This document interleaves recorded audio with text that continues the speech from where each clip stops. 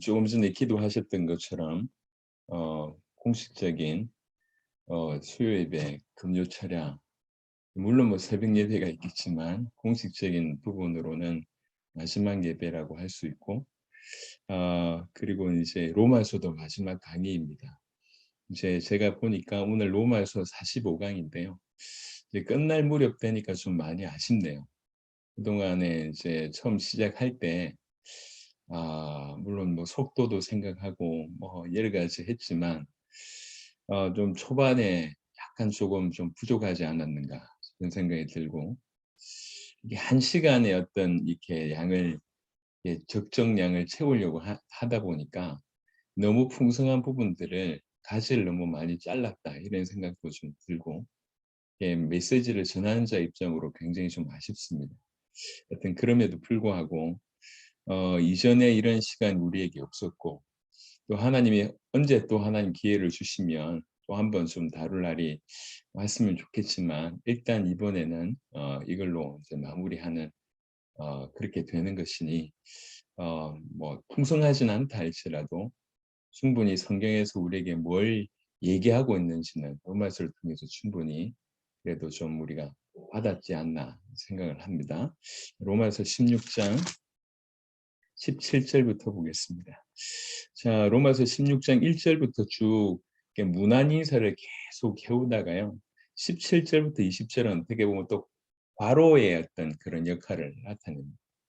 쭉 문안 인사를 하다가 갑자기 탁 문안 인사를 그만두고 이게 멈출 수 없는 이렇게 그런 중심으로 또 중간에 이제 이런 메시지를 좀 합니다.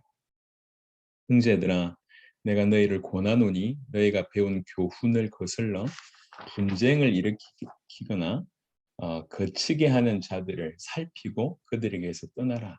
이제 이렇게 1절부터 16절까지 문안이사고요. 21절부터 또 이제 그 같이 동역자, 우리가 같이 이 바울과 같이 있는 그 동역자가 이제 문안한다라고 얘기를 하는 중에 갑자기 17절부터 20절 다시 얘기를 하는 겁니다. 그만큼 사도 바울이 이 깊은 마음이 있는 거예요. 지금까지 형제들아 내가 너희를 권하노니 너희가 배운 교훈, 이 배운 교훈이 뭡니까? 지금까지 로마서를 썼던 바로 그 모든 교훈을 얘기합니다. 로마서 이전에도 이미 전달됐던 그 복음의 메시지를 들었기 때문에 그들이 지금 교회 안에 있는 거잖아요. 그런 부분들과 이렇게 연이어서 지금 로마서를 쓰고 있는 그 모든 교훈을 거슬러 분쟁을 일으키거나 거치게 하는 자들, 분쟁을 일으키거나 거치게 하는 자들, 여기서 분쟁이라고 하는 것은 떨어져서 있는 것, 쪼개진 틈, 분열 등을 의미하는데, 그 이제 그 무렵에 이 사단이 어떻게 교회에 많이 공격을 해왔냐면, 이런 이단들, 이제 그리스도의 신성을 부인하거나 이성을 부인하거나, 특별히 정말 엄청난 영향을 끼쳤던 영지주의나 이런 개념들이 계속 흘러 들어오는 거죠. 이미 이제 종교가 없었던 시대가 아니잖아요. 오히려 너무 많은 종교, 너무 많은 신비한 것들이 범람했던 시대다 보니까 그것과 기막히게 결탁을 해서 영지주의라고 하는 것들이 굉장히 깊이 있게 이제 들어옵니다. 이런 거짓 선생들, 이단의 어떤 사상을 얘기한 이 거짓 선생들이 거짓 진리들로 성도들을 현혹하여 배운 바 진리에서 계속 이탈하게 하고, 그래서 이제 교회의 분열을 조장하고 어, 이제 획책하는 그런 일이 벌어졌는데, 그때나 지금이나 똑같습니다. 사단은 더욱 강력하게 교회를 공격합니다. 그래서 지금도 보면 가장 큰 타격은 지금 어디부터 와 있냐면 신학교부터 와 있습니다. 교회를 건들기 전에 신학교 중에 거의 대부분이 이게 자유주의로 물러갔거든요. 여러분, 이거는 여러분이 생각하는 것보다 훨씬 심각합니다. 오히려 교회 밖에 있는 이단보다 더 치명적인 악영향을 끼치는 것이 이 교회 안에 있는 자유주의입니다. 교회 안에서 신학생들이, 그 신학을 열심히 공부한 사람들이 엄청난 신학을 소유해 놓고 이제 하는 말이 성경이 100% 하나님 말씀은 아니야, 이렇게 얘기하고, 그 신학을 가지고 오히려 예수님을 역사적인 예수로 끌고 갑니다. 역사적인 예수가 나쁜 말은 아니에요. 하지만 이들이 역사적인 예수라고 쓰는 말은 예수가 그냥 인간이라는, 그러니까 하나님이 아니고 그냥 우리가 배울 만한 역사적으로 존재했던 인간 스승으로 본받을 자로 이렇게 우리의 구원주나 메시아적인 어떤 개념을 싹 빼버리고 신성이나 하나님이라고 하는 개념을 싹 빼버리고 우리가 본받고 따라가야 될 지극히 인간적인 예수를 계속 이렇게 미화시키고 있습니다. 그러니까 자유주의가 오히려 더 심각하게 교회를 파괴시키고 있는데 그때나 지금이나 이런 일들이 계속 벌어지고 있습니다.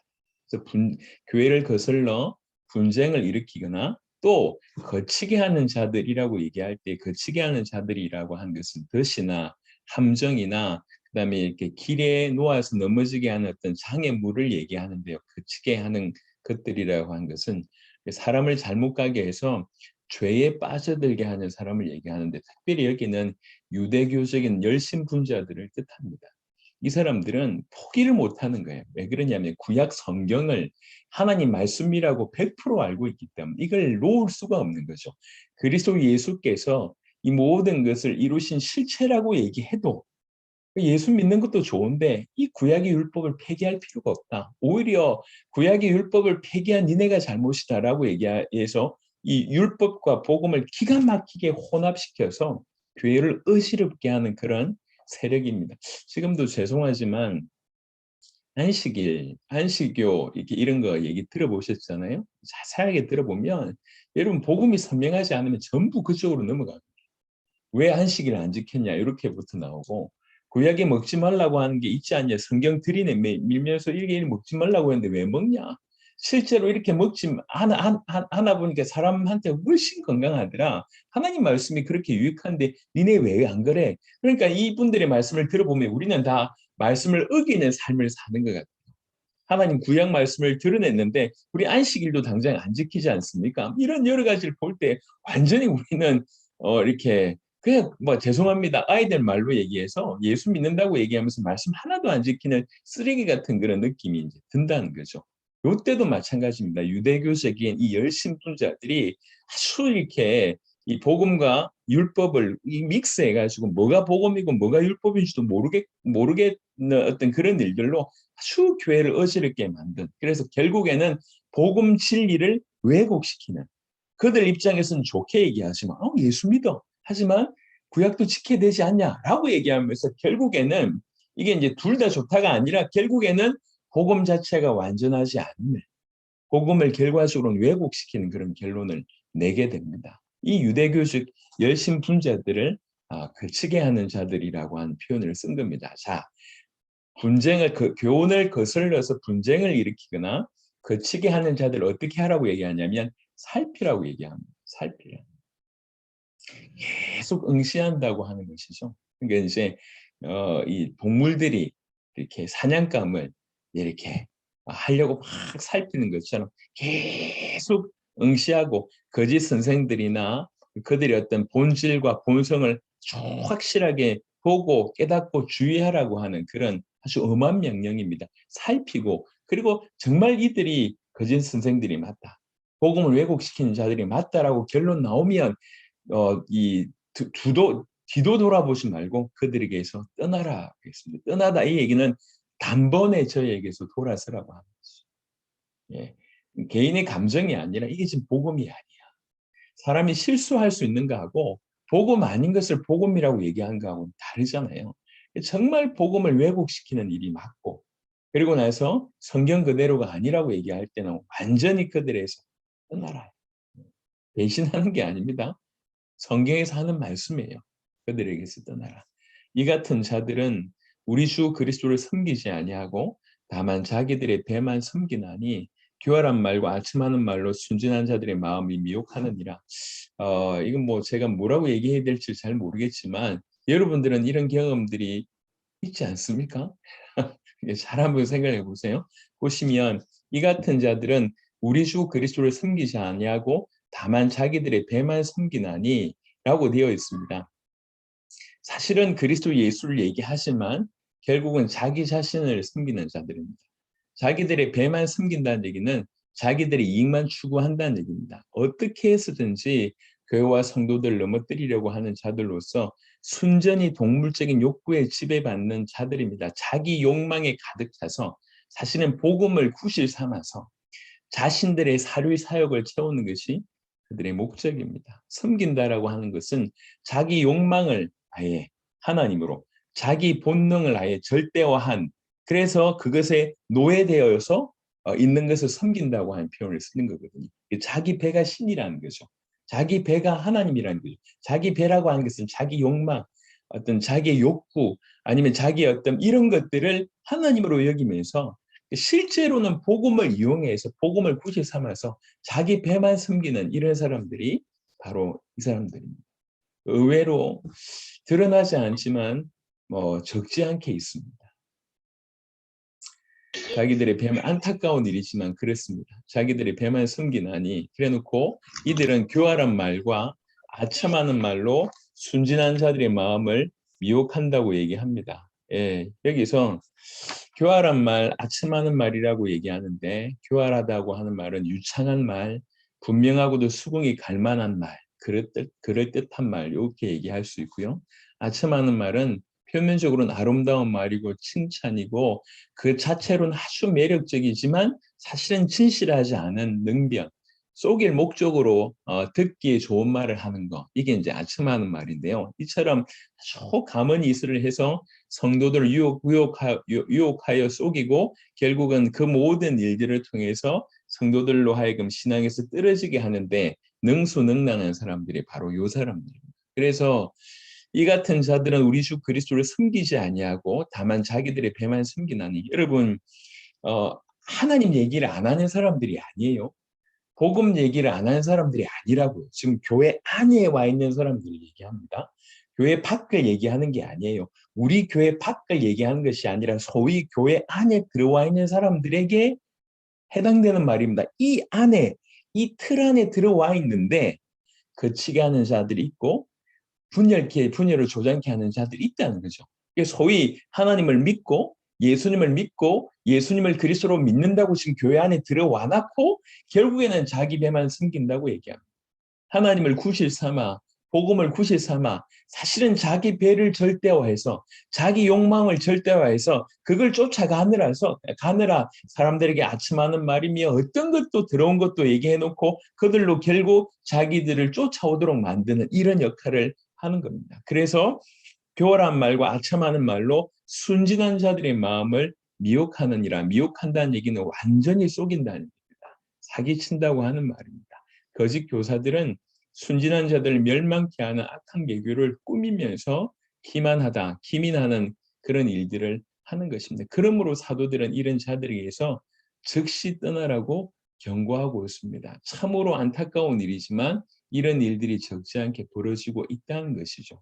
예, 본인들도 잘 모르겠죠. 예, 나름 열심히 하나님 믿는다고 하지만 결국 자기 어떤 욕망, 그 욕망이라고 얘기할 때 많은 걸 뜻합니다. 그게 뭐 육신적인 교회 부흥일 수도 있고 단체 부흥일 수도 있고 어떤 것일 수도 있습니다.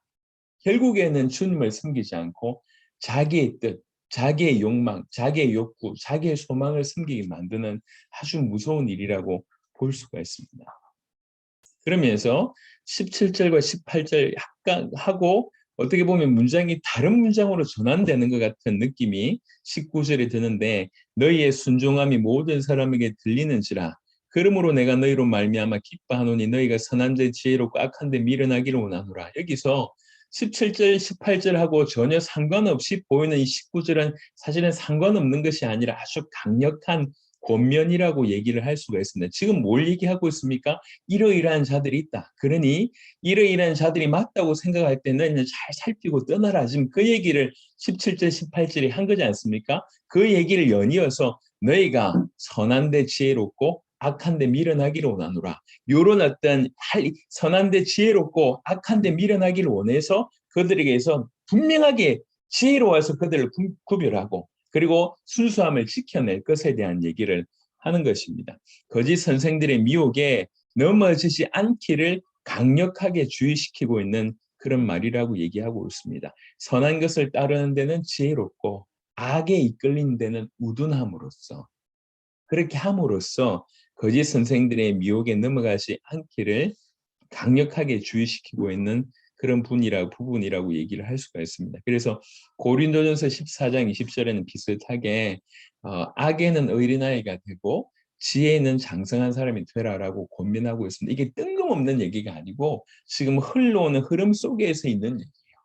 그러니까 너희가 순진하다고 하면서 결국 미혹되는 저런 사람처럼 어리석지 말라는 거지. 선한데 지혜롭고 악한데 미련해서 우둔해서 그렇게 넘어가지 마라. 속지 마라. 생각보다 굉장히 그런 어떤 타격이 컸었기 때문에 이런 주지를 다시 시키는 겁니다. 평강의 하나님께서 속히 사탄을 너희 발 아래에서 상하게 하시리라. 우리 주 예수의 은혜가 너희에게 있을지어다. 무슨 얘기냐면 결국 이 사도들과 성도들이 복음의 진리를 지키고자 거짓 선생들과 지금 어떻게 보면 싸움을 하고 있는데 이 싸움이 그냥 싸움이 아니라 사실은 영적인 싸움입니다. 저 거짓 선생들, 저 유대교적 이렇게 열심주의자들이라고 하는 그 배경에 누가 있냐? 사단이라고 하는 존재가 있다는 거죠.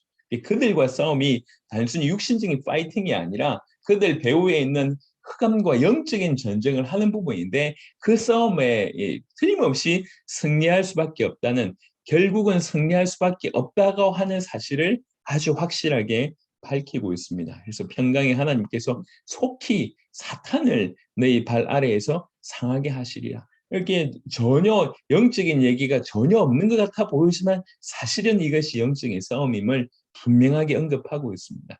우리 주 예수의 은혜가 너에게 있을지어다. 이 영적인 싸움에서 승리한 길이 뭐였습니까? 19절에 얘기하고 있습니다. 선한데 지혜롭고 악한데 미련하기를 원하노라. 이것입니다. 이것이.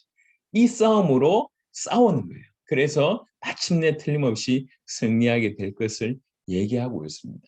그래서 지금 안부 문안인사를 쭉 얘기하면서 로마에 있는 성도들에 대한 문안일서를 누구누구에게 문안하라 쭉 얘기해놓고 이제 자기 동역자들이 니네들한테 문안한다라고 하는 얘기 중간에 갑자기 17절부터 20절이 중요한 내용이 포함되어 있습니다. 이 문안인사를 하다가도 이게 너무 중요하니까 또 이렇게 중심을 담아서 쓰게 되는 거죠.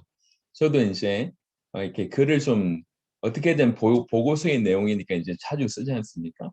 그러면 이제 글을 쓸 때에 그런 느낌이 있어요. 사람들이 잘 이해했을까? 예. 그래서 꼭 이해했다는 부분들 맨 마지막에는 꼭 더 힘주어서 이렇게 더 이해를 시키고 싶은 그런 마음들이 있습니다. 이 편지 같은 거를 많이 써보신 분들은 그러니까 내가 말을 하는 게 중요한 게 아니라 듣는 이 청자가 듣는 사람들이 이해를 하게 하는 것이 더 우선이지 않습니까? 쭉 쓰다가 문안인사까지 했는데도 야, 이 사람들이 좀 더 이해했으면 좋겠다라고 하는 어떤 그런 마음으로 더 첨언을 한 것 같습니다. 그만큼 많은 공격이 있는데 결국은 그럼에도 불구하고 너희가 이렇게 겸비하면 틀림없이 승리하게 될 것이다. 그래서 공격당하는 거, 그건 이제 이단들, 사이비 어떤 공격들, 아니면 이제 그 유대교 어떤 열심 분자들의 수많은 공격에도 흔들리지 마라. 틀림없이 이 교훈으로 승리하게 될 거다라고 그렇게 니네들이 하게 될 것에 대해서 확신을 심겨주고 그 다음에 이제 이 바울 동력자들이 이제 로마 교회의 성도들에게 안부를 묻는 문안 인사를 하는 부분으로 이제 전개가 됩니다.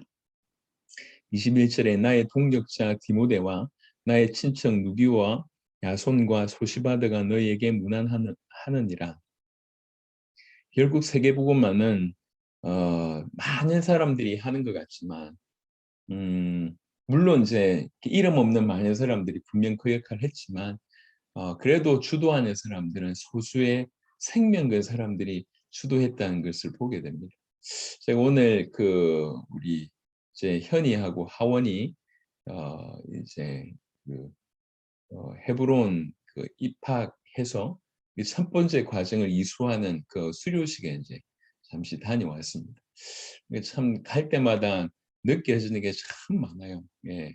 알고 보니까 우리 말고는 우린 그야 뭐 완전 외인이었던 그야말로 초짜인 분이고 거기에 자녀들은 다 이미 다 연결돼 있는 거. 그 안에 순회 선교단 선교사님들 자녀들이나 아니면 오랫동안 순단하고 같이 인도받았던 그런 분들의 자녀가 대부분이었더라고요. 예.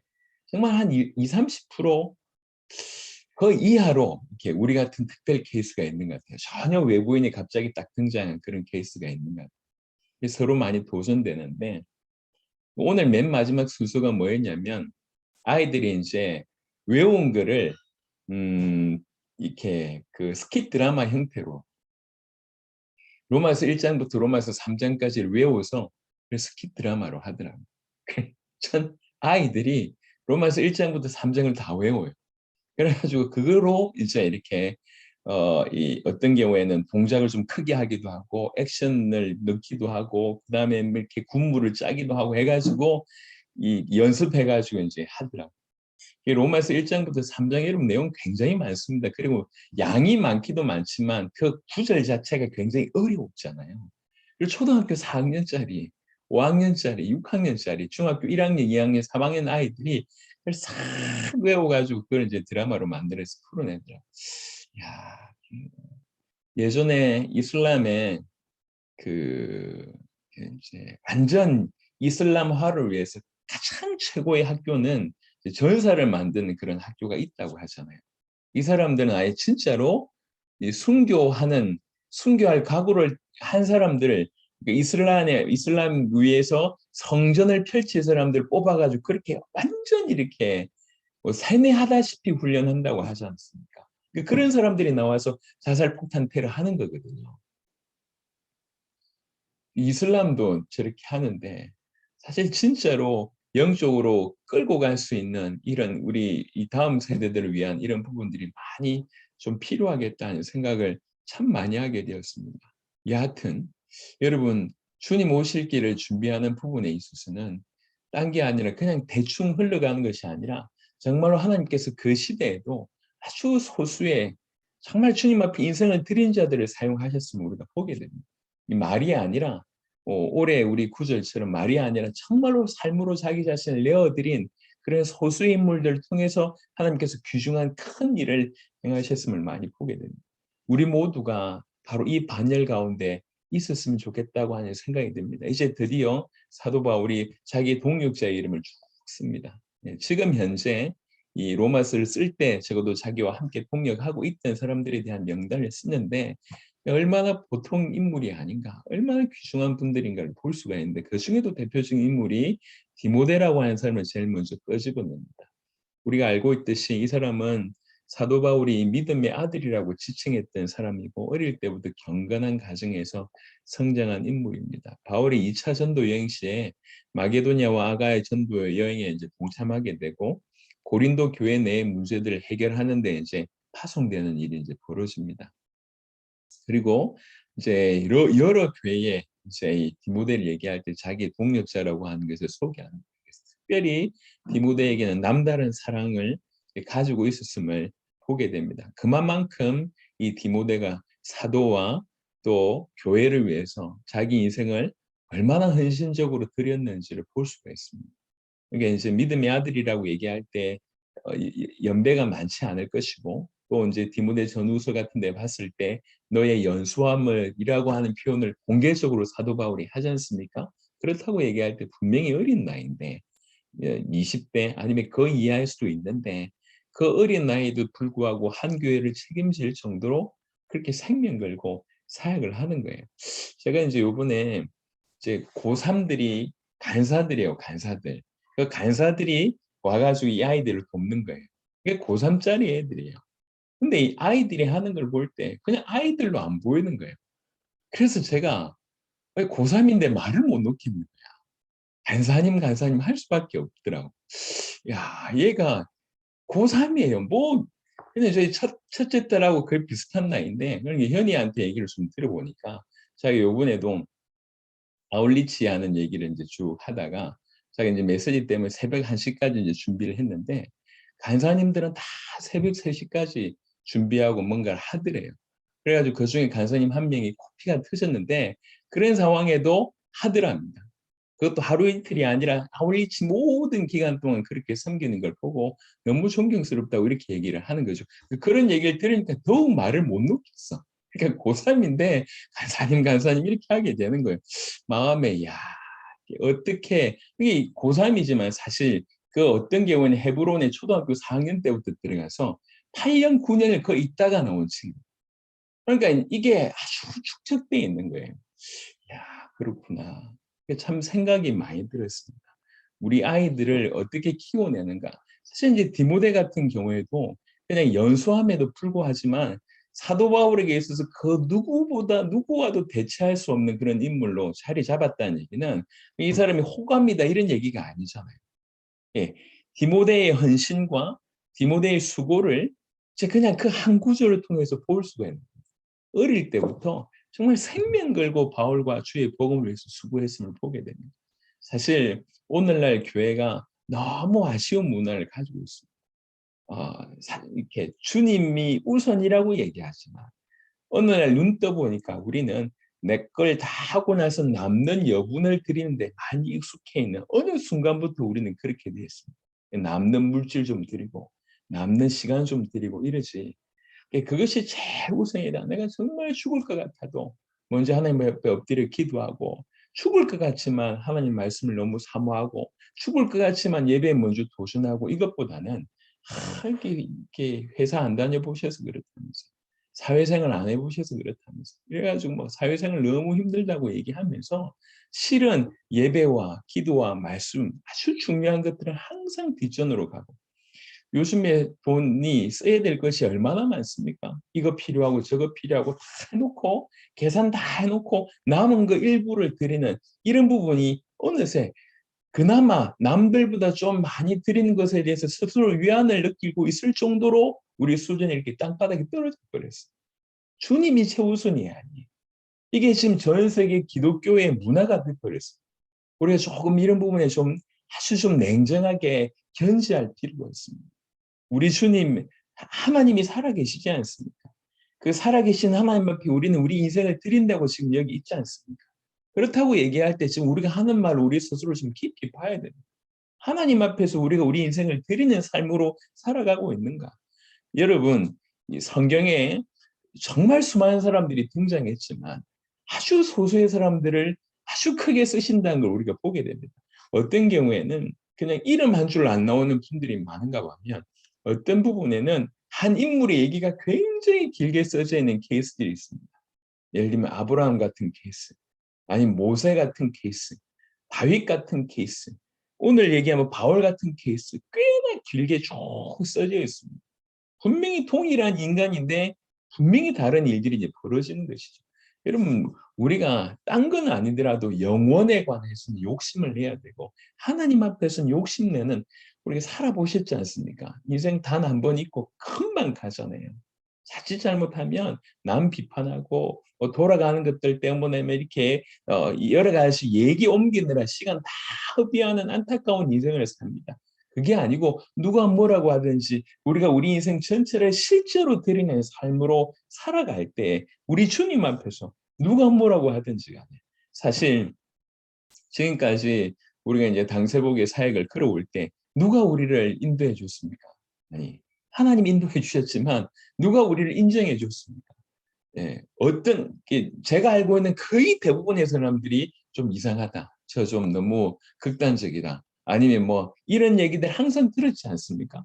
제가 지금도 기억납니다. 예전에 어떤 이제 전에 소속돼 있을 때 이렇게 노예를 이제 옮기게 됐잖아요. 옮기게 돼서 처음 인사할 때 우리 교회 이름 얘기할 때 그 앉아있던 그 목사님들하고 간사님 여자 사모님들이 다 웃었어요.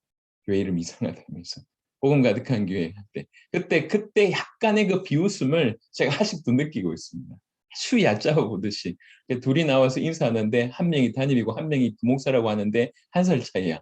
둘이 나와서 인사, 그것도 웃기고 막 그랬던 시작이었습니다. 당대 세계복음을 진행하면서 환영받았던 적이 있냐? 없습니다. 그럼에도 불구하고 이것이 맞다라고 하는 마음으로 지금까지 달려왔고 이제는 한국교회에 전 세계 교회에 뭔가를 얘기할 수 있을 만한 증거를 지금 주고 계시지 않습니까? 참으로 감사한 일이죠. 여러분, 우리가 남은 인생을 살아갈 때도 진짜로 우리 하나님 앞에 서야 됩니다. 그리스도 예수, 우리가 이제 홍강희 목사가 우리 교회에 등장하면서 자주 썼던 단어가 뭐냐면 대면이라고 하는 단어입니다. 대면이라고 하는 단어. 그거 잘 안 쓰던 용어잖아요. 홍강희 목사가 들어와서 하나님과 대면해야 된다, 복음과 대면해야 된다, 이런 용어를 쓰기 시작했지 않습니까? 그게 처음에 약간 좀 우리가 익숙하지 않는 단어니까 조금 그랬는데 시간 가면 갈수록 참 그 해석이 맞다라고 하는 생각을 참 많이 하게 됩니다. 복음 앞에 서야 됩니다. 하나님 앞에 서야 됩니다.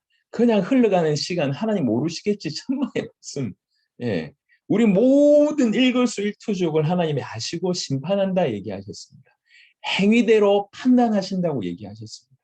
기왕이면은 벌 안 받기 위해서 발버둥 치는 게 아니라 정말 주님이 기뻐하신 그 최고의 어떤 영광을 받기 위해서 자발적으로 더 헌신하는 우리 모두가 되었으면 좋겠습니다. 그래서 마치 바울에게 있어서 디모데 같은 그런 자로 우리가 예수님에게 그런 어떤 여김을 받는 자였으면 좋겠다. 그러면 사도 바울이 얼마나 수고했습니까? 그 사도 바울이 인정합니다. 아주 나에게 어린 저 아들내미 같은데 너는 참으로 나의 믿음의 아들이다. 그러면서 그 헌신과 노고를 대놓고 좀 칭찬하는 거 아닙니까? 나의 동력자 디모데. 여러분 서신서 여러 군데 보면 바울이 꼭 서신서를 보내면서 항상 디모데를 같이 언급했던 예가 서신서에 굉장히 많습니다. 마치 공동 집필자라고 하는 느낌이 들 만큼 디모데를 자주 언급합니다. 그만큼 바울에게 있어서 디모데는 참으로 동력자였습니다.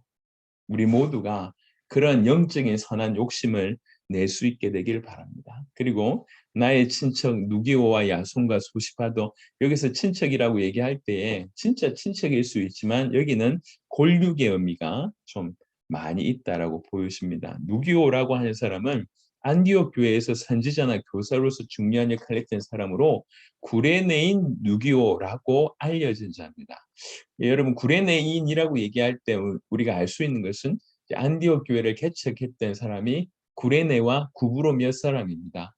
그런데 구레네인임에서 안디옥에서 선지자와 교사 역할을 했다고 할 때는 그 안디옥 교회를 하나님께서 개척하게 한 그런 인물 중에 한 명이 아닐까 우리가 생각해 볼 수가 있습니다.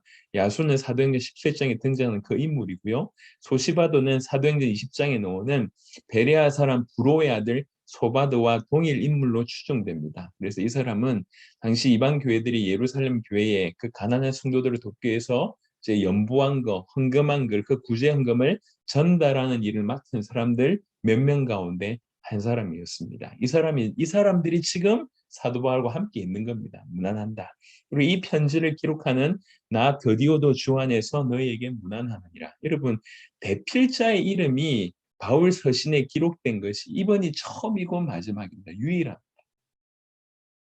계속 사도 바울의 편지를 이제 쓰고 있습니다. 바울이 안질의 문제가 좀 심했다 이렇게 이제 신학자들은 많이 봅니다. 그래서 대부분 보면 이렇게 대필자들이 쓰고 거의 후반부에 사도 바울이 내가 지금 이 큰 글씨로 쓴다 이런 표현을 쓴 게 이제 있거든요. 그러니까 이제 근데 그때 당시에 이게 2000년 전이 있기 때문에 이게 종이 문화라고 하는 것들이 쉽지 않았습니다. 그래서 대필자가 그냥 글만 쓰는 게 아니라 이것을 제대로 옮겨 쓰기 위해서는 수많은 수고를 하게 됩니다. 처음에는 간단한 이런 이렇게 파피루스나 아니면 이렇게 진흙 파편이나 이런 데 이렇게 대충 썼다가 그걸 나중에 이제 이렇게 양피지나 이런 데 제대로 옮겨 써가지고 이제 이렇게 전달하게 하는 그러니까 두 번, 세 번의 어떤 과정들이 있을 수 있었다 이렇게 생각합니다. 글 하나 쓰기도 쉽지 않았었는데 그 모든 수고를 감당하면서 대필하는 역할들을 하는 거죠. 어떻게 보면 바울의 약점이나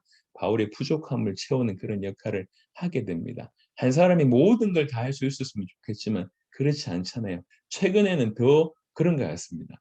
여러분 요즘에는 이게 이제 정보의 어떤 문화이고 그다음에 이제 온라인이라고 하는 새로운 세계가 열렸기 때문에 그런 부분들을 또 잘 감당을 하고 그 외에 어떤 변화되는 시대에 걸맞춰서 이렇게 흐름을 따라서 그 안에 있는 틈새의 어떤 역할들을 잘하는 사람도 있지 않습니까? 그런 사람들이 다 주와 복음을 위해서 잘 유익하게 사용되어야 된다는 거죠. 굉장히 유익합니다. 그러니까 바울의 약점, 전도자의 약점, 전도자의 부족한 부분들을 그런 면으로서 채워서 함께 동력하는 그야말로 동력의 그런 일이라 이렇게 볼 수가 있습니다. 23절에 나와 온교회를 돌봐주는 가이오도 너희에게 무난하고 산업하는 모든 사람들이 꿈꾸던 인물이 이제 가이오지 않습니까? 성경에 있는 가이오라고 하는 이름이 몇 명 나오는데요. 사도행전 19장에는 마게도냐의 가이오가 나오고요. 사도행전 20장에는 더베 사람 가이오가 나오고요. 요한 3서에는 이제 또 요한 가이오가 나오는데 요 사람들이 아닙니다. 여기서 말하는 나와 온 교회를 돌봐주는 가이오라고 얘기할 때 이 사람은 사도행전 18장 7절에 나오는 디도 유스도라고 하는 사람과 동일 인물로 보여집니다. 고린도에서 바울에게서 세례를 받은 인물로 보여지고 바울의 고린도 전도 사역의 어떤 첫 번째 회심자 중에 한 사람이 아닌가 생각합니다. 그래서 바울이 고린도에서 교회를 보낼 때에 그것을 이제 머물게 하는 그런 집주인이 바로 이 가이오다 보여집니다. 그래서 여기서 집주인이라고 식주인이라고 얘기하는 크세노스라고 하는 단어는 처음에는 객우 아니면 이제 초청된 친구라고 하는 뜻이었는데 이게 점점 확장돼 가지고 나그네나 외국인이나 그다음에 여러 다른 사람들을 친절하게 환대하거나 영접하는 집주인이라고 하는 의미가 바로 이 크세노스 식주인이라고 번역된 것입니다. 그래서 이 식주인이라고 얘기할 때 어느 정도 충분한 재산이 있고 그의 집이 고린도 교회 성도들에게 오픈돼 있고 심지어는 고린도를 방문하는 모든 성도들에게 오픈되어 있었다라고 하는 것으로 이제 일단은 추정해 볼 수가 있습니다. 하지만 집만 오픈했었냐라고 얘기할 때 그렇지는 않을 것이다. 나와 온 교회를 돌보아준다라고 하는 표현을 봤을 때 그냥 단순히 집 있으니까 쓰세요 이 정도는 아닐 것 같다 생각이 듭니다. 무엇보다도 바울을 돕는다고 얘기했을 때 바울이 어떤 역할을 하는 사람인 줄 알고 또 바울을 통해서 복음 받은 사람이라고 알고 자기의 물질에 써야 될 이유를 아는 사람이라고 얘기할 때 정말 바울의 필요를 위해서 많은 부분에 헌신했던 인물로 충분히 보여집니다. 나와 온 교회를 돌봐주는 가이오도 너에게 문안하고 이 성의 재무관 에라스도 도시의 재산 관리인이라고 얘기할 수 있습니다. 에라스도 그다음에 형제 구아도라고 얘기하는 것은 어떤 표현이냐면 왜 우리 스페니시의 꽈뚜로 들어보셨잖아요. 넷째라고 하는 뜻입니다. 넷째. 넷째라고 하는 것의 로마식 이름인데요. 형제 구아도 이 이제 가이오 에라스도 형제 구아도는 이제 적어도 고린도시에 굉장히 영향력을 끼치는 그런 사람들의 목록입니다. 그 중에도 바울에게 바울을 서포트하는 그런 인물이라고 보여집니다. 24절에는 없음이라고 되어 있는데 24절은 어떤 구절 몇몇 사본에는 우리 주 예수 그리스도의 은혜가 너희 모든 이에게 있을지어다 아멘이라고 하는 것들이 어떤 사본에는 있습니다. 그래서 킹제임스 버전 같은 경우에는 리빙 바이블 같은 버전에는 이 구절이 이렇게 되어 있습니다.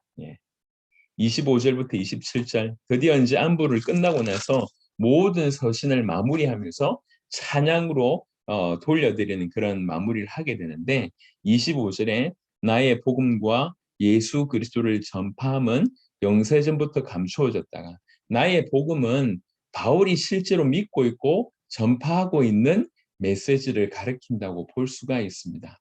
그래서 나의 복음이라고 하는 부분들이 이게 잘 소화되어져야 됩니다. 사실 지금 우리가 교제하고 있는 우리 이 김용희 선교사님하고 순회 선교단에서 이 나의 복음이라고 하는 부분들 굉장히 많이 강조합니다.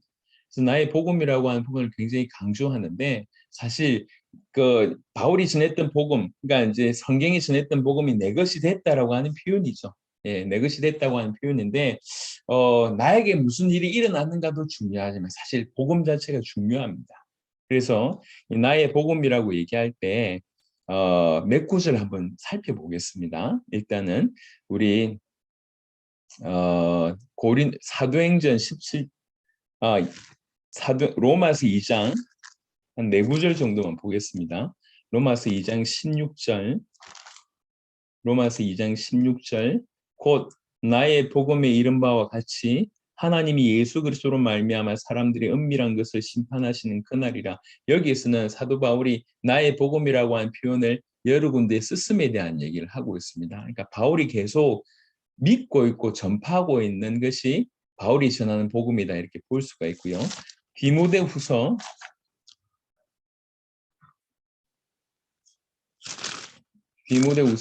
2장 디모데후서 2장 8절입니다.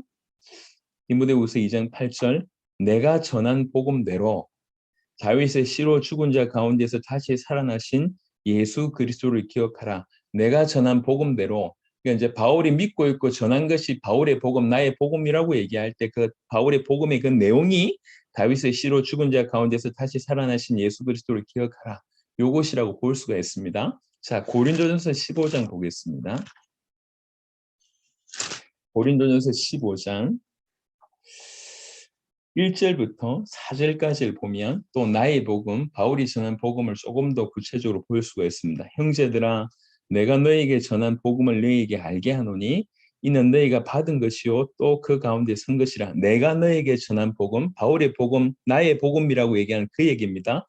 너희가 만일 내가 전한 그 말을 굳게 지키고 헛되이 믿지 아니하였으면 그로 말미암아 구원을 받으리라.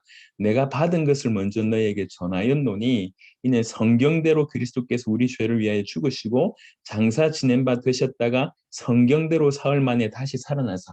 바울이 믿고 바울이 전한 복음이 바로 이것입니다.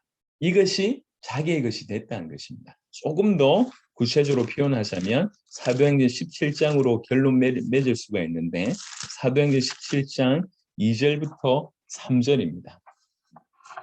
사도행전 17장 우리가 자주 얘기하는 것이지만 성경 그대로를 훑어볼 필요가 있으니까요. 사도행전 17장 2절부터 3절 바울이 자기의 관례대로 그들에게 들어가서 새 안식일에 성경을 가지고 강론하며 성경 전체, 이때 성경 구약 성경을 얘기합니다. 성경 전체를 통해서 강론하는데 자기의 관례가 될 정도로 이미 습관이 될 정도로 강론하는데 어떻게 강론하냐면 3절에 뜻을 풀었다고 얘기합니다. 뜻을 풀었는데 무엇을 뜻을 풀었냐면 그리스도가 해를 받고 죽은 자 가운데서 다시 살아나야 할 것을 증언하고 구약 성경을 통해서 여러분 긴 얘기를 할 시간이 없지만 그냥 정리하자면 여러분 그때 당시에 이스라엘 사람들에게서 가장 큰 문제는 뭐냐면 이 메시아에 대한 오해입니다. 그들은 메시아를 어떻게 그리스도를 어떻게 이해하고 있냐면 아주 정치적인 뛰어난 메시아, 정치적인 뛰어난 왕으로서 로마나 압제당한 상황 가운데 그 문제를 해결해서 다윗의 왕가처럼 최고의 나라를 만들어줄, 이끌어줄 정치적인 최고의 지도자의 상을 가지고 있었어요. 뭘로요? 성경을 통해서. 그런데 그런 바탕하에 있는 그들에게 동일한 성경을 가지고 오히려 뜻을 풀어서 그리스도가 어떤 분이며 이 그리스도가 결국 우리를 위해서 해를 받을 자며 결국 우리를 위해서 죽을 자며 그리고 다시 살아나야 할 것을 동일한 구약 성경을 가지고 그리스도의 뜻을 풀어낸 겁니다. 그래놓고 뭐라고 얘기하냐면 내가 너에게 전하는 이 예수가 곧 그리스도라고 하니라고 정리합니다. 성경을 통해서 그리스도가 어떤 존재인지 그리스도의 십자가와 부활을 풀어내고 결론적으로 내가 전한 이 예수가 곧 그리스도다. 이게 사도 바울이 성경을 통해서 전한 복음입니다. 이 복음이 자기의 것이 됐다는 거죠. 이 복음이. 그래서 우리가 나의 복음이라고 얘기할 때 내 안에 일어나고 내가 과거에 어땠고 지금 어땠고 라고 하는 것도 중요하지만 그건 간증이잖아요. 진짜 중요한 건 뭐냐면 이 복음이 내 것이 된 것입니다. 그래서 이 복음이 내 것이 되어서 너무 감사해서 내 과거의 모든 것들도 끝났다라고 하는 것을 밝히는 것도 중요한데 자칫 잘못 요게 복음이라고 생각하면 큰일 납니다. 이건 복음에 따른 결과지. 복음은 요게 복음입니다. 예수께서 하나님의 아들 그리스도라고 한 이것이 복음이고 그것이 내 것이 됐다는 거죠. 이 내 것이 되는 과정 가운데 나에게는 이런 일이 벌어졌어요 라고 하는 것을 복음을 설명하기 위해서 드러내는 건 나쁘지 않다고 생각합니다. 하지만 분명한 것은 이건 복음이 아니에요. 이건 복음 때문에 일어난 역사라고 볼 수가 있습니다. 잘못 이해해서 이게 복음이라고 계속 얘기한다고 하면 사실 지금 딴 게 문제가 아닙니다. 우리나라뿐만 아니라 전 세계가 많은 이 어떤 간정을 복음으로 많이 대체한 경우들이 많습니다. 그래서 간정을 따라가고 역사를 따라가다 보니까 본질적으로 복음을 잃어버린 케이스들이 너무 많습니다. 그래서 우리에게 일어난 일조차, 내 안에 일어난 일조차가 너무 귀중한 일이지만 복음이 무엇인지는 정확하게 규명하셔야 됩니다. 사도행전 17장 2절부터 3절을 통해서 우리가 정확하게 확인할 필요가 있고 이 복음이 내 안에 왔을 때 나의 것으로 소화되어졌을 때 내 어떤 사단 가운데 매여있던 부분들이 죄 가운데 매여있던 부분이 하나님을 떠나서 영적으로 죽어있던 우리가 원수되어 있던 우리가 이 복음으로 말미암아 살아나서 우리가 완전히 새로운 피조물이 됐어요. 그래서 이 과거의 어떤 것도 더 이상 문제가 되지 않아요 라고 내가 얘기할 수 있다는 거 너무 귀한 일입니다. 하지만 이건 복음으로 말미암아 나온 플러스 알파입니다. 이게 복음일 수 없습니다. 복음은 오직 예수님이 하나님의 아들 그리스도라고 하는 것이 복음의 정의라고 볼 수가 있습니다. 물론 복음의 정의를 조금 넓게 포함을 하면, 넓게 해석을 하면 부르심부터 시작해서, 아니면 그 전에 선택부터 시작해서, 부르심부터 시작해서 우리를 구원하고, 그다음에 우리가 양자가 되고 하나님의 아들이 되고 영원한 하나님 나라를 소유하고 영화롭게 되고, 이 모든 전 과정, 이 모든 것들을 구원, 아니면 이 모든 것들을 이제 복음, 이렇게도 해석할 수가 있습니다. 하지만 아주 핵심적인 부분들은 예수님이 하나님의 아들 그리스도라고 하는 것이라고 하는 것을 명확하게 우리가 정의할 필요가 있습니다. 그래서 나중에 우리의 간증과 복음이 헷갈리면 안 됩니다. 나의 복음이라고 할 때 이것이 내 것이 됐다라고 하는 것이 굉장히 중요한 부분이지 않겠나 생각을 하게 됩니다. 그래서 제가 제 말이 아니라 성경에서 나의 복음이라고 하는 사도 바울이 얘기했던 나의 복음을 그가 전한 복음으로 하나씩 하나씩 성경 몇 구절 통해서 여러분한테 지금 보여드린 것입니다. 혹여 너무 우리가 이제 앞으로 잘 인도를 받아야 되기 때문에 우리마저도 이제 복음을 전한다고 하면서 가끔씩 복음과 간증을 약간 이렇게 오해할 수 있는 여지가 없지 않아 있을 것 같아서, 복음으로 말미암아 나한테 이루어진 것을 얘기하는 부분은 분명히 좋은 겁니다. 필요하다고 생각하고, 어떤 부분이 너무 과해서 좀 그렇긴 하지만 그럼에도 불구하고 내 안에 일어난 복음이 너무 감사해서 드러낼 수 있다. 얼마나 좋은 거예요. 하지만 뭐가 복음이며 뭐가 복음으로 말미암아 나한테 일어났던 일인지에 대해서는 가끔씩은 복음을 얘기하기보단 요 얘기를 많이 던지는 경우들이 없지 않아 있는 모습들이 있습니다. 그래서 주변에 보십시오. 복음에 날카롭지 않고 본인에게 일어났던 일들에 대해서 얘기하는 경우들이 너무 많습니다. 예. 뭐 이제 어떤 기도회 같은 데 보면 이렇게 다 간증하잖아요. 간증하면 은혜가 되죠. 좋은 얘기입니다. 하지만 그렇게 너무 아쉬운 건 뭐냐면 복음을 너무 이렇게 수준 낮거나 아니면 다 아는 일반 상식 정도, 기초로 생각하는 부분들이 제가 볼 때 너무 그 부분이 아쉬워요. 진짜로 회복해야 될 부분들은 복음 자체입니다.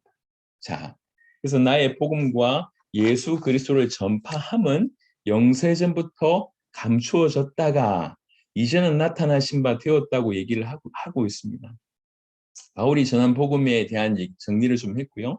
예수 그리스도를 전파함은라고 얘기할 때 사실 이 부분도 나의 복음과 다르지 아니하는, 오히려 더 강력하게 얘기한다고 볼 수가 있습니다. 나의 복음이 즉 예수 그리스도를 얘기하는 것이고, 예수 그리스도를 전파한다, 복음을 전한다. 그러니까 복음과 전도라고 하는 것들로 우리가 이해할 수가 있겠습니다. 이것은 영세전부터 감추어졌다가 오랜 세월 동안 감추어져 있었습니다. 하나님의 구원 계획이 창조 이전부터 이미 시작된 것이다. 하나님의 구원 계획이 창조 이전에 이미 둔 것이라고 말할 수가 있습니다. 하나님의 구원에 대한 이 영원한 계획은 예수 그리스도와 그의 사역을 통해서 드러났고 이제 성령에 의해서 충분히 계시되어졌다고 볼 수가 있습니다. 감추어졌다는 얘기는 창조로부터 그리스도에 이르기까지 여러 시대를 뜻하고요. 그 베일에 감추어진 그런 상태에서 여러 모양과 여러 형식을 통해서 점진적으로 계시되어 오다가 마침내 그리스도의 오심으로 비로소 온전하게 계시가 되어졌다, 이렇게 볼 수가 있습니다. 나의 복음과 예수 그리스도를 전파하면 영세전부터 감추어졌다가 이제는 나타내신 바 되었으며, 이제는 나타내신 바 되었으며라고 얘기할 때 사실은 원문에는 뭐가 들어가 있냐면 접속사 그런데 이렇게 되어 있습니다. 그런데 이제는, 그런데 이제는. 그래서 이 말은 어떤 거냐면 이 율법에서 복음으로, 옛시대에서 새시대로 하나님의 경륜의 비밀이 감추어져 있던 데서 이제 온전하게 드러나게 된 역사의 큰 전환점을 선포하는 그런 표현이라고 볼 수가 있습니다. 베일이 감추어져 있다가 이제 베일을 벗긴다, 이런 것으로 되어 있습니다. 이제는 나타내신 바 되었는데 영원하신 하나님의 명을 따라 되었다. 이 복음의 우주적인 전파에 대한 권위가 누구한테 있냐면 우리 하나님께 있다는 겁니다. 그냥 삽입한 얘기가 아니고요. 이 복음이 이렇게 나타나게 된 이유는 하나님이 영원하신 하나님의 명령을 따라 그렇게 되었다는 겁니다. 이 복음이 이렇게 계시되고 우리에게 왔다는 것이 그 모든 근거가 누구에 있냐? 하나님께 있다는 얘기를 하고 있습니다. 그리고 선지자들의 글로 말미암아 된 것이다. 지금 사도 바울이 나의 복음을 얘기할 때 자기 것이라고 얘기하고 있지만 사실은 이것이 구약에서부터 선지자들이 지속적으로 선포한 그 메시아, 꼭 그리스도를 전파했다는 것을 상기시키면서 이 복음의 역사의 어떤 통일성 아니면 역사성을 같이 드러내는 겁니다. 그냥 내 얘기가 아니다. 이 얘기는 이미 선지자들이 글로 말미암아 계속 되어왔던 그 메시아, 그 그리스도에 대한 얘기고 이것은 역사성이 있을 뿐만 아니라 통일성을 있음을 이렇게 시사하고 있습니다. 이 복음은 감추어져 있다가 이제는 나타날 시기가 되었는데 어느 날 갑자기 어쩌다가 이게 아니라 하나님의 영원하신 명을 따라 영원하신 하나님의 명을 따라준 것이다. 그리고 그냥 내가 뭐 이렇게 지어낸 것이 아니라 선지자들의 글로 말미암아 된 것이다. 목적은 뭐냐면 모든 민족이 믿어서 순종하게 하시려고 알게 하신 바. 여러분 성경을 조금 자세하게 보면 믿음과 순종이라고 하는 것이 항상 따라갑니다. 그러니까 순종이 없는 믿음이라고 하는 것은 있을 수 없다고 얘기합니다. 야고보가 바로 이 부분을 이렇게 언지를 하고 있죠. 그래서 정말로 믿는다고 얘기할 때 참 순종은 따라갑니다. 이게 이제 헤브론에서도 그런 얘기를 하는데 자기들이 이제 주장하는 가장 부분들 중에 하나가 순종의 전문가다 이렇게 표현을 합니다. 참 다가오는 바가 많습니다. 그러면서 순종의 전문가 이 어떤 말이냐면 아무나 순종할 수 없다는 거죠. 예. 진짜로 전문가만 순종할 수 있다 이렇게 표현을 합니다. 그러니까 그냥 나는 언제든지 순종할 수 있지만 지금 잠시 쉬고 있어. 이건 애수당초 맞지도 않는 말이라. 순종하지 않는다는 것 자체가 사실은 믿지 않는다는 거예요. 그래서 진짜 믿는다고 얘기할 때 순종할 수밖에 없고 순종하는 자가 진짜로 믿는다. 그러니까 순종의 전문가는 진짜 믿는 자로 키워내겠다라고 하는 걸로 저는 이해를 한 겁니다. 예, 정말 모든 민족이 믿는다고 하면 순종한, 그러니까 모든 민족이 믿어. 목적이 뭐냐면 모든 민족이 믿어 순종하게 하시려고. 이것이 목적입니다. 정말로 믿고 순종하게 하려고 이게 목적입니다. 목적한 바가 이렇습니다. 그래서 우리가 믿는다고 할 때 진실로 우리도 순종해야 될 뿐만 아니라 이 복음이 흘러들어가서 그들로 하여금 믿고 그들 또한 순종하게끔 해야 된다고 하는 것이죠.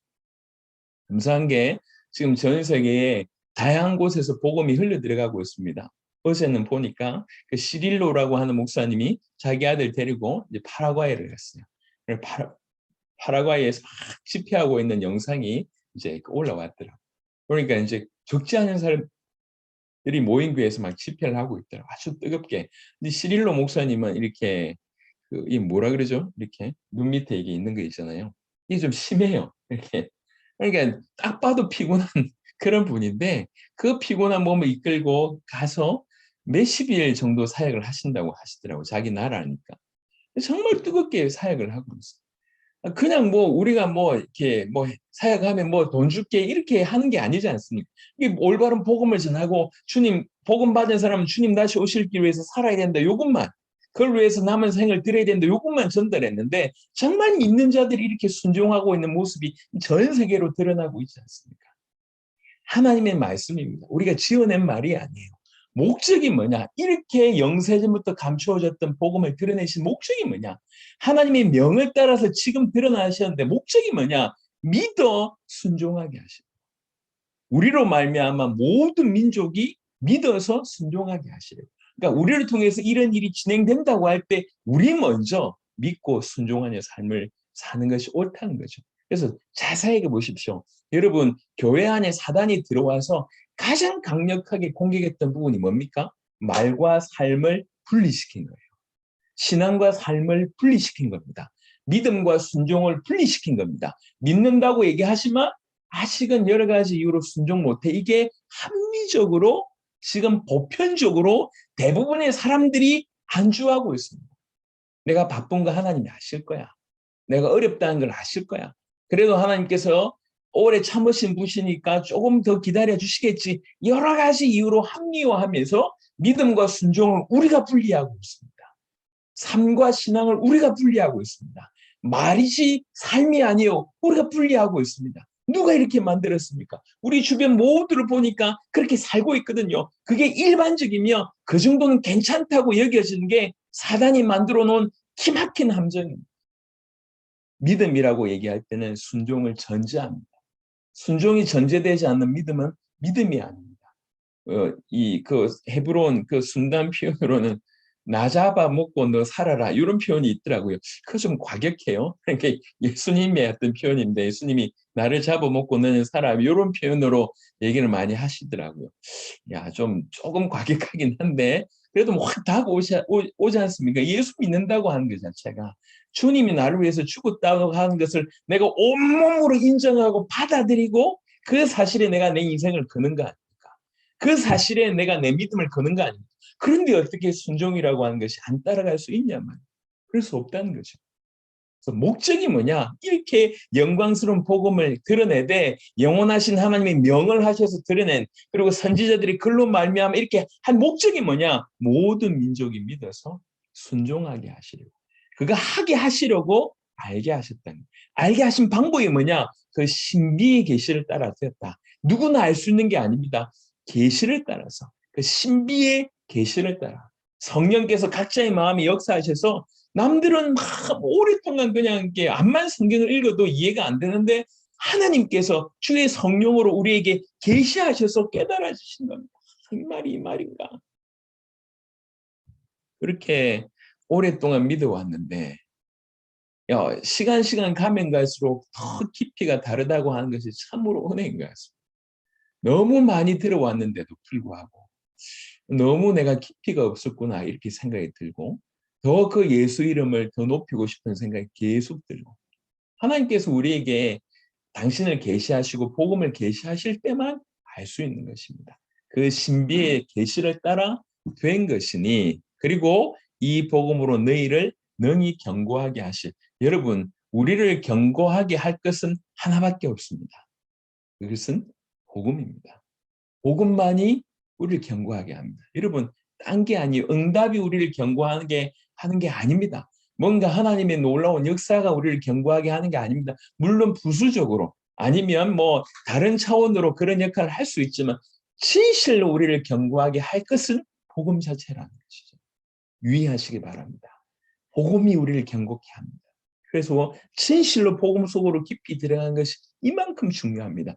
딴 것이 아니에요. 어떤 뭐 다른 사람들의 어떤 만남이나 어떤 특별한 배움이나 이게 중요한 것이 아니라 복음 자체입니다. 새로운 경험도 도움이 되겠지만 우리를 견고하게 할 것은 유일하게 하나밖에 없다고 얘기하고 있습니다. 복음입니다. 복음만이 우리를 견고하게 합니다. 이 복음으로 우리를 견고하게 하실 분은 하나님밖에 없습니다.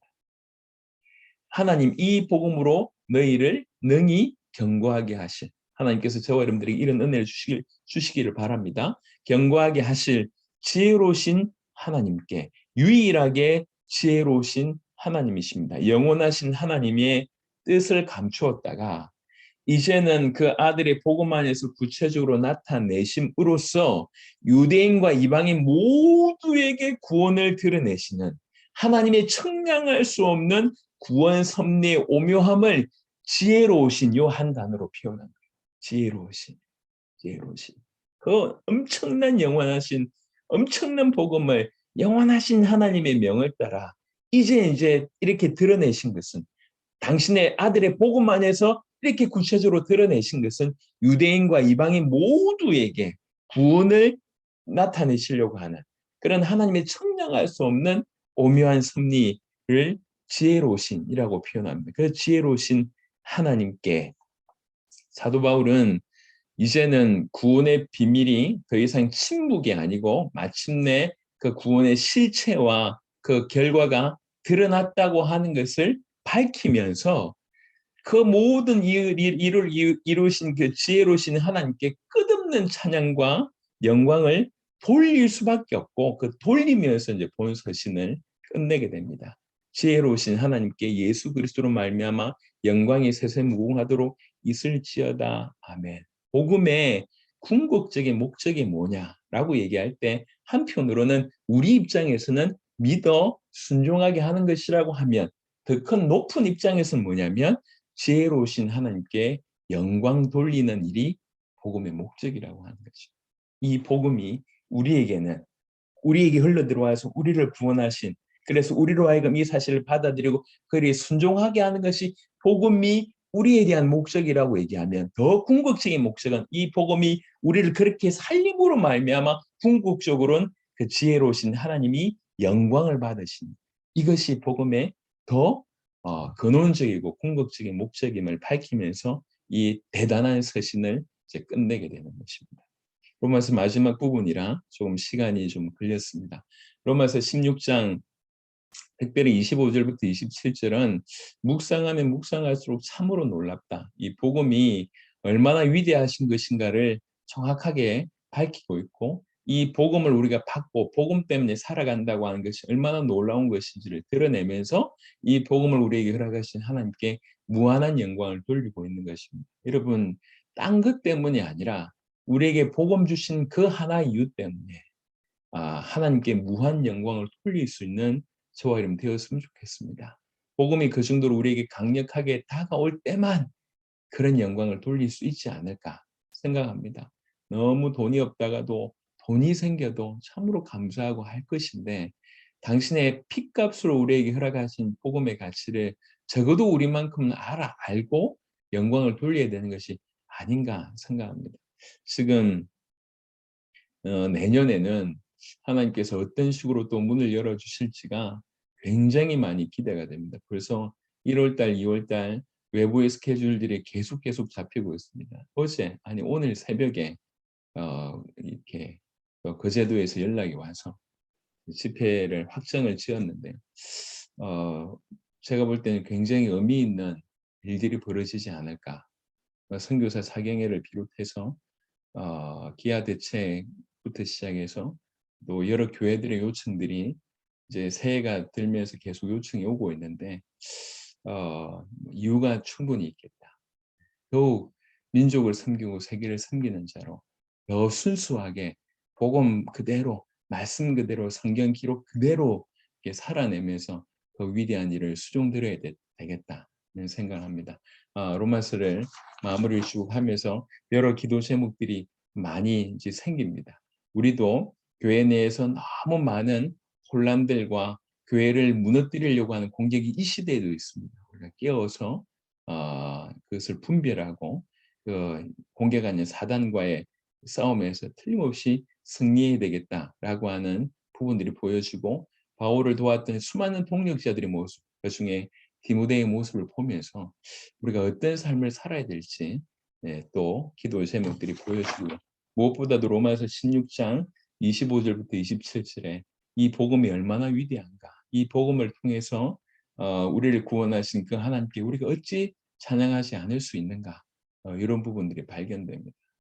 그래서 로마서 16장 전체에 주신 말씀들이 많은데 마지막 부분 주셨던 것들 붙들고 또 말씀을 주시면서 여러분에게 느끼게 하신 것들 붙들고 우리 다음 사회자 나올 때까지 음소거 해제하시고 같이 기도하는 시간 가졌으면 좋겠습니다. 기도